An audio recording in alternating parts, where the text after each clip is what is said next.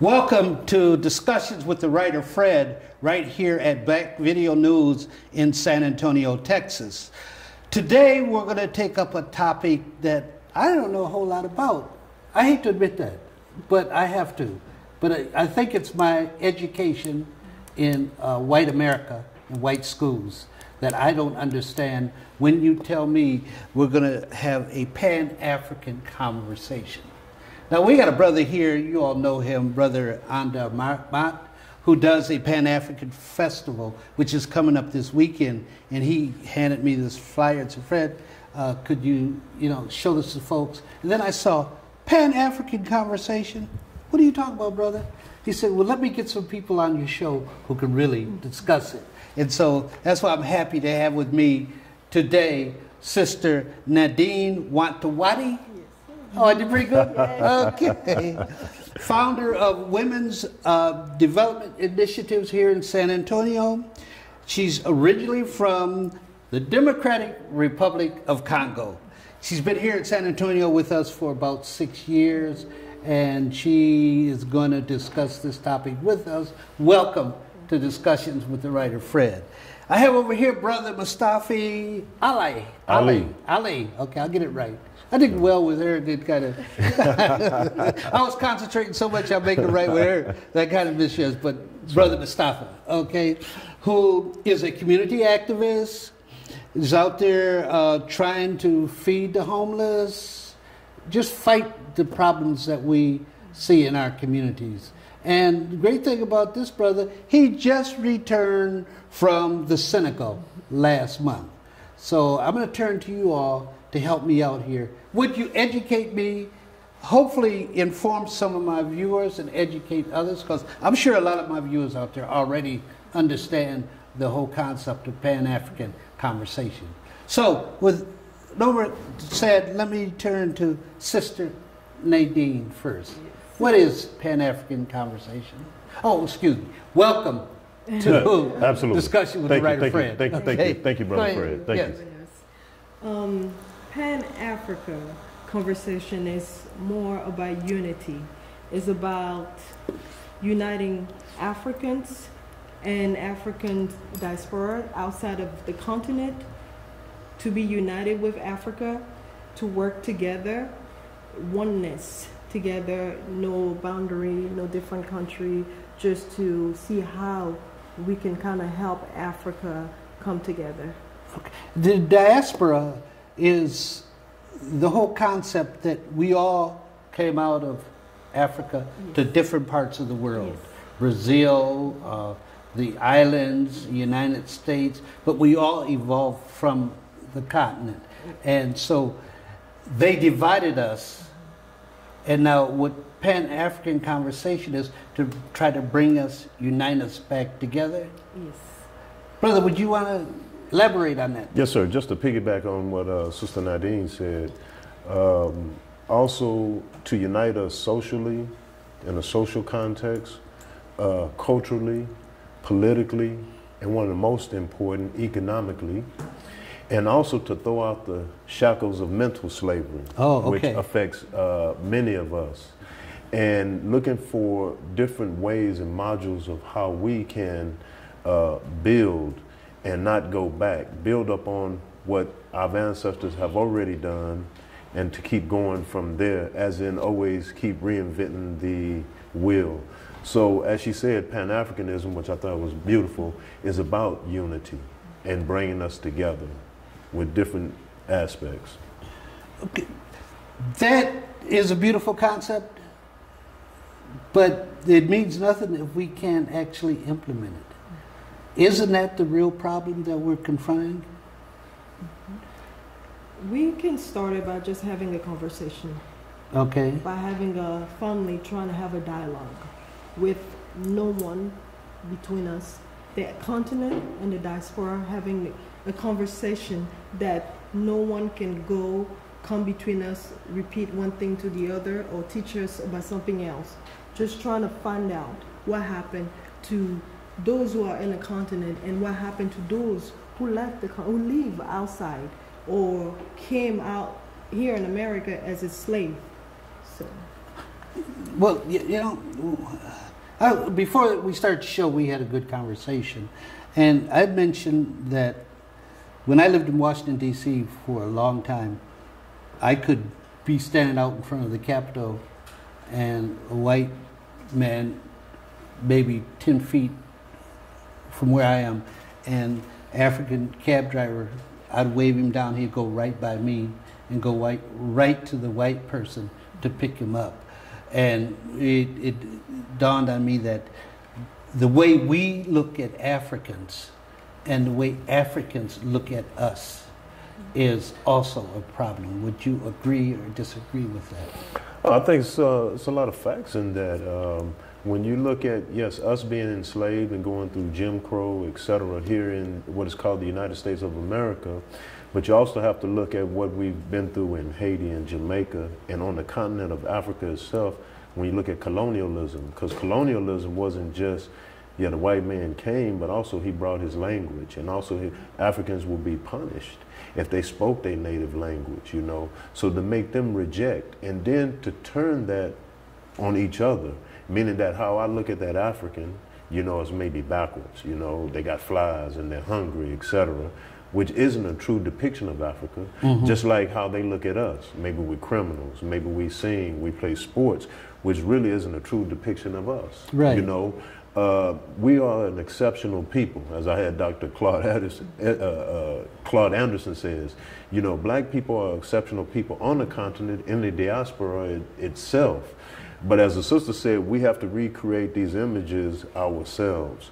And personally, I believe that's where it starts, as I told you off camera, starts with the youth.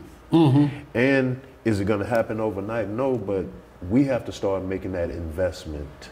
Like you were telling me about your blog, you know, off camera, you know, we have to look for ways to make that investment, and with the understanding that I may not see, just like those slaves, you know, that were enslaved, they made an investment for freedom. Even though at that time they weren't free, but it was an investment. So Pan-Africanism, if we all as African people, African descent, can make that investment and and understanding that we all ain't going to agree. And it's not about all us agreeing, but having the concept of caring about ourselves and know that even though I disagree with this sister in something, I'm not going to hurt her. It's not going to be so much what they do. Or she disagree with me, she wants to take my life, you know, who benefits from that, you know, which is the dominant culture, which keeping us divided. The dominant culture being, let's call it what it is. The Europeans, white folks. European Americans and Europeans themselves. Exactly. Their arrogance. And it all starts with, as far as I'm concerned, the whole definition of black as opposed to white. And of course, you know, the definition of black is sordid, dirty, ugly, and all these terrible things. And white is beautiful, angelic, and perfect. And that's been passed on to us. And I view that as one of the biggest obstacles. And can you, Sister Nadine, could you address that in terms of how that impacts in Africa itself?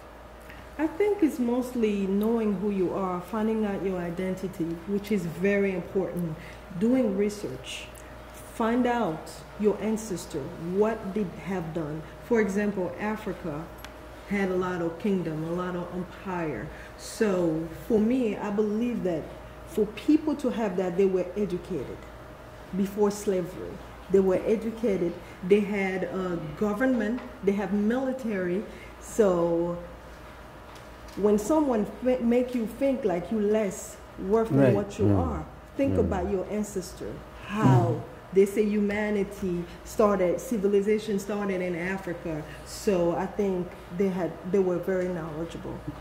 But that was lost, wasn't it, when the Europeans invaded Africa? We were talking a little while ago about the Berlin Conference, yes, where all the European came together and said, okay, you take this part, you take this part, you take this part, with no regard to what they were doing. Can you address that for a minute? Yeah, no regard, but it was a divide and conquer. But I don't think that we have lost so much. Just like we have people here in this country that fighting for their rights. You do have Africans, you know, in different parts of Africa that are fighting. One that to mind is Julius Malema, you know, in South Africa, you know, and fighting for the land rights, you know, just right off the top of my head. But the Berlin Conference was to divide Africa, to divide tribes. Right. And, you know, I'm in Kenya, but my cousins live in Tanzania, you know, et cetera. And it was to keep some type of war between. And you find the same thing in Asia. You know, they made up the Middle East, you know. So it is to keep them in power. And as the sister was telling us earlier, you know, how these so small, you know, just so very few able to conquer and rule so much. And it's because of the divide and conquer, dividing us up. Yeah. So have we, that still exists on the continent? That divide? Yeah. It's still there because you have tribes fighting. One tribe will think they're better than the rest. And one tribe will think they're stronger than the rest. When the other tribe, one of them become president, they think like they will rule the country because one of theirs is a president at the moment. You know, just to follow up with what my brother just have said, you have people from different tribes that end up in another country. For example, you have Angola and Congo. They have some same tribes, or Republic of Congo and the Democratic Republic of Congo. They have exactly the same tribes. They speak the same dialect, you know, and that is dividing and conquer. That is so true because there's no way you can have a oneness. There's no way you can think alike because some of you are missing. They're somewhere else. And you end up with people who speak different language than you. When you think about it, though, if it's divide and rule on the continent, how are we ever going to overcome the divide and rule in the whole diaspora? Well, that's what they want to keep us with, the divide and conquer. But that African is waking up worldwide. You know, it's just that, you know, it's just like I heard a boxer trainer said, you know, lies have wings, but truth is like molasses. When it get there, it sticks. So you have a lot of us that are awakening, that are using the tools that are at hands with social media, able to fly and do programs such as yours, which are being very informative. So it ain't all as bad as we think. The question is that what are we willing to sacrifice for the next generation? You know, or do I have to get it now? Because that's one concept that the Europeans have given us. No, I got to get it now. I have to see it right now. And if I don't see it now, as in having the patience and saying, okay, I'm going to go. And when I go, I'm gone. But what did I leave for those that come behind where they don't have to restart? So a lot of times, even talking about the Pan-African, this isn't something new. W.E.B. Du Bois came to that conclusion. Right. You know, Kwame Ture, Stokely Carmichael came to that conclusion. Geronimo Pratt, Jinjaga, you know, these brothers died. These were Americans that died in Africa, and they made their mistakes, you know. Malcolm X made political contacts in Africa. That's why he was taking them to the United Nations. So we need to reach out, and I say it's a relationship that we have, and we have something to offer just like they have something to offer us. But we have to realize our greatness and not believe the hype. It's a song that Public Enemy used to have, Don't Believe the Hype. One of the first songs that woke me up, 1989. Don't believe the hype. You know, because constantly someone is going to tell you, hey, she's no good. He's no good. Watch out for this. And unfortunately, it's easy for us to believe that about our own. Just like, oh man, Africans, I ain't no African booty scratcher. Africans, they got flies and they hungry. African Americans, they not real Africans. They something else.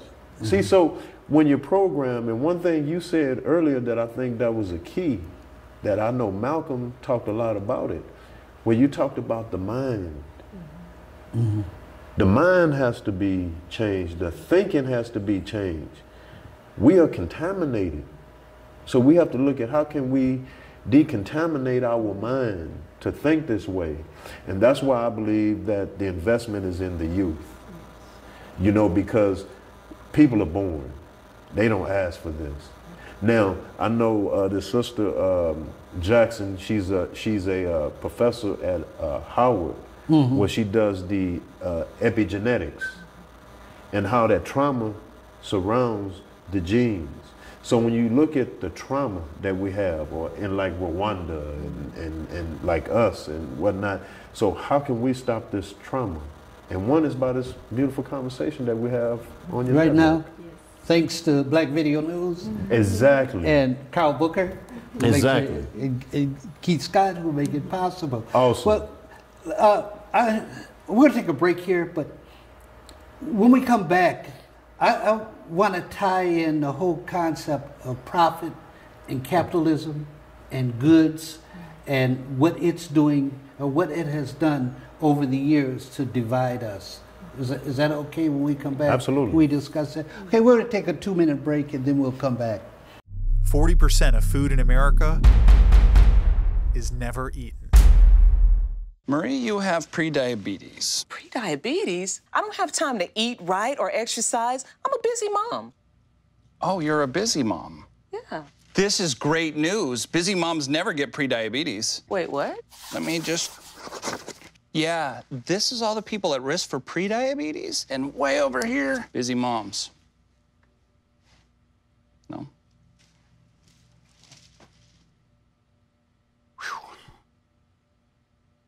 Hey, you. Yeah, you. Getting that college education? What are you gonna do? Graduate and take some office job? Be like everybody else? Or will you dare do something different? Like, be a teacher. You could be my teacher. You got the skills. The smarts? Yes, you. You could be the teacher I never forget. That'd be cool. Does that corporate job even have recess? What are you gonna make of yourself? What are you gonna make of me? Nothing to do this week? Don't miss another event. Go to blacksinsanantonio.com for our event calendar. The home of the largest business directory in San Antonio with an African American focus. Sign up today for our weekly e-blast and text message alerts. Help us make this a better community. Connect, empower, grow. 4, 3, 2. Welcome back to Discussions with the Writer Fred, and we're into a heavy discussion here. This is great. This is informative and educational to a lot of us. And again, I want to thank you all for being here today. Thank you. On Discussions with the Writer Fred and Black Video News. So, you know, I view, let me say, I live in a capitalist system, but I don't like it. I don't like it because of what it did to my ancestors. Slavery was about profits. And as we talked about before we went on camera, that we were not meant to come over here and enjoy the fruits of this country. We were a machine for cheap labor so they could make greater profits. So let's fast forward to today. We probably are the most believers in capitalism of any other group. Maybe it's because we never had it. When we get a chance to get it, we go for it, and we don't care what price we have to pay. If we have to sell out to other brothers, or if we have to make a statement like slavery was a choice, we all know about lately. I mean, we're going to do those things, we're going to do it because we want the money. So if the money is an inhibitor to what we want to accomplish, how are we going to deal with that? Or do you agree with it? You all may have a different feeling about this. You want to go first, my brother? Yeah. When you mentioned it, I just thought about the book called The Half Has Never Been Told. The Half Has Never Been Told. And they talk about the building of a capitalist system that was built in the world, upon the slaves, black people, where cotton was the #1 thing. You know, like people talk about oil today, where cotton was then. Yes. And how they stretched that African, you know. And even when you go to Wall Street, where they found our ancestors' artifacts, bodies, where, you know, we started this. What I would say is that as the sister said earlier, as in research, to understand that Africans had other concepts.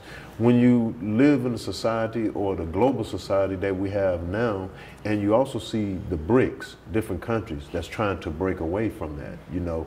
Now, unfortunately, it's just not enough Africans, but it was a number of West African countries that have come together saying that they want to have their own currency. And that's what it takes, that if you know you have the goods, you have to break from that and not sell out to that, because the concept of the masses overtakes the individual. See, like Hillary Clinton mentioned that about the village, you know, but that was an African concept that they don't tell you. So I have to think of the bigger group. Now, granted, having said that, you are still going to have some of us that individualize. I got to get mine. Yes. You know, but it's up to us older people or people that understand or that are educated. And that's why I say you have to affect the youth. Don't give them your youth. Because if you put them in school, yeah, they're going to have that. You know, you look now, you know, what was 10 years ago compared to now, it's a lot different in a lot of things, moral, financially, you know. So those are things that we have to empower ourselves as a part. That's why when we start off with Pan-Africanism, and one of them is the concept of economics. How does that affect Africa on the continent itself? The love of money, all built around profits and getting rich and getting yours, which is a part of a whole capitalist system. I think the big example for Africa is the dictator in position, in power at the moment. Most of those dictators, they've been in power for 30-something years, 40-something years, and the billionaire came out in power poor, but now they really are billionaires, and people are dying. People don't have water every day. People don't have electricity every day. And they put it like this image that Africa is okay everywhere when they're becoming richer and richer, and the people are getting poorer and poorer. And I don't think there is a middle class that exists anymore in Africa. Oh, really? No, it does not exist anymore. Either you're very poor or you're very rich. Really? Well, that's the point I think I'm driving at, is that as we try to, especially you all are doing, and I admire you for it, and I'm going to join in the effort, the Pan-African conversation. If that starts to become effective, what are these people going to do? Because that might impact their making all this money. Are they going to try their darndest to make sure it doesn't happen? I think, like my brother said, we taking it one step at a time and starting it with the youth. And like my brother always say, they might not see a promised land because our kids will see it, because we are educating them. The key is educating the youth, because we're changing their way of thinking, changing their mind. That's when everything is going to be changing. But we have to do something today too. I agree with you all that we have to educate the youth, but we have a whole population of people who are not young. We have to also try to save them and help them. Now, talk about this capitalist thing. I just found out watching BBC, they did a piece on the selling of codeine to Nigeria. So you have a triangle here. You have American pharmaceutical companies, you have Nigerian pharmaceutical companies, then you have England's pharmaceutical companies. They all work together to sell codeine to Nigeria. And from what I read, and I hope I'm correct, I checked it out because I don't want to go on the air and say anything that's wrong. They sell 3 million bottles of codeine to Nigeria every day. Now, you know codeine is an addictive substance. So what's wrong? Do we love money that much as leaders, or as people that will let that happen? Well, the individualism. We're not looking at the collective. You know, we're not. We're not. It's just like crack cocaine. Yeah. You know, I'm getting all this money from selling crack. Right. Even though I'm harming the majority of people because I'm looking at it as an individual. So what we have to get back is to the collective. And you say, okay, well, we have to do right now. Well, I think this program is doing that right now. is reaching out. You know, would you like to save every and all people? Yes. But is that going to be realistic? No. So we have to start with the efforts that we have, and at least my belief, doing something is better than not doing nothing. Oh, absolutely, yeah. So however big or small it is, because I always tell people that small thing, no, it's actually something big. You know, I don't care if it's feeding somebody, giving a child a book. You don't understand the impact, you know. And if some of our ancestors, you know, would look today, how they would smile and say, man, look at the impact that, hey, man, I had. Even the Martin Luther King, the Malcolm X, the Marcus Garvey. In the moment that they were doing what they were doing, they couldn't see 20, 40, 100 years down the road. Frederick Douglass couldn't see. But Frederick Douglass, he says no progress without a struggle. Well, yeah. So struggle is going to be a part of the process of getting better. You know, it's just like being a drug addict, you know, and you trying to wean yourself from those drugs. So that's how we'll be with the system. So it's going to be a shock. We're going to have some therapy. We're going to have to go through some things. Yeah, we need a lot of therapy. Well, I'm glad you brought up the problem here, crack cocaine. We have a top-notch rap artist married to a top-notch singer who sold crack to get started. Nobody looks at the number of children's lives he destroyed, or the mothers who turning tricks to get that next hit. And it's almost like if he makes a lot of money, that's okay. And it gets back to this whole question of capitalist system and profits, and we admire these people. We admire them. I imagine you have the same situation in Africa that you have in the United States. I can remember when I was a kid, the admired person on the street was the pimp, because the pimp drove the Cadillac. It had the diamond rings and everything. Well, now the admired person may be the drug dealer who could slip a kid $20 or $30 here, but it's all built on one thing: money. Money. And so I guess I don't want to, and I'm not as pessimistic as you all earlier off camera said I may be. I think there's hope, but there's so many issues that we have to address, and the idea of a Pan-African conversation is really good. But when we get right down to the nitty-gritty, how do we reach out to that brother right here in San Antonio, be standing in that corner selling that crack, only think about one thing: profits? How do we reach these folks? Today everything looks bad. Even for this rapper, him and his wife, looks bad. But we don't know, as long as God has given us breath, there's always room for change. And yeah, he did sell crack, at least a part of his story. Yeah. But also in this day and time, he's helping a lot of African Americans. But he's done things. But if many of us, and that's sometimes with us older people, that's why I say about the youth, sometimes we have to look, what did I do when I was young? A lot of us made mistakes. I did things in my life that I wasn't necessarily proud of, but it was a change that happened, because sometimes we're working, because you got to remember that you constantly have this war. You constantly have this battle for your mind and how you think. And if you come up, which we all can agree, under educational system, that ain't educating you to go out and help. No, it's educating you to get yours, to be selfish, etc.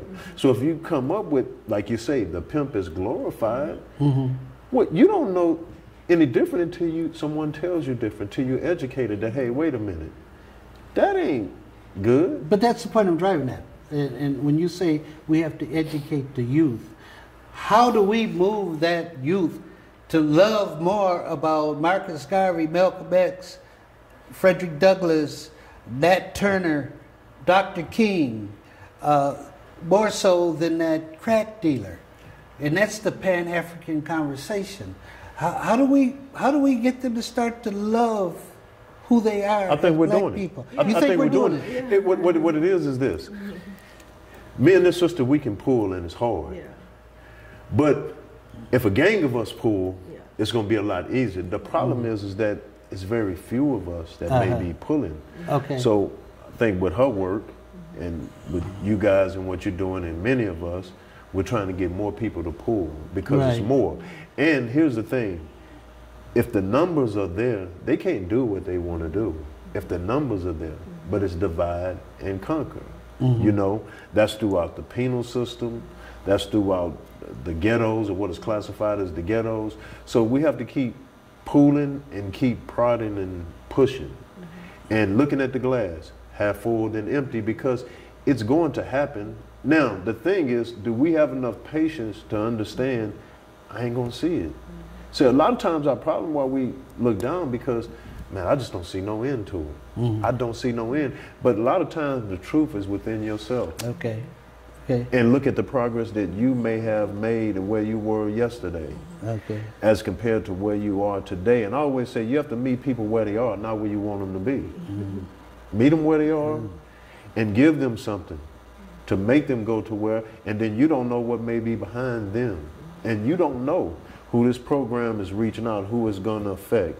Maybe somebody in Jamaica, somebody in Africa, because this is carried not just here in our city, this is carried around the world. Right. So we don't know who this is going to affect to make somebody say, you know what, yes, I got it.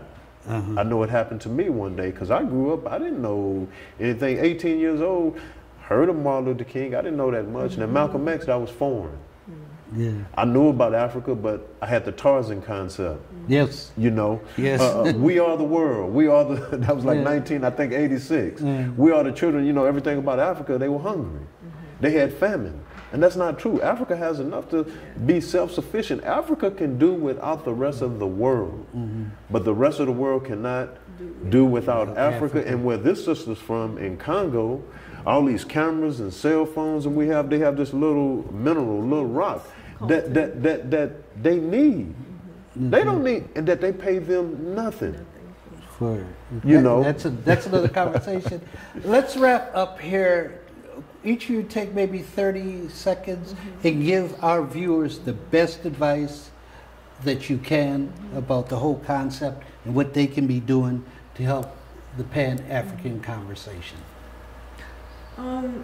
Personally for me, like I said before, when we were off camera, 15 years ago, if we were having this conversation, I would not be listening.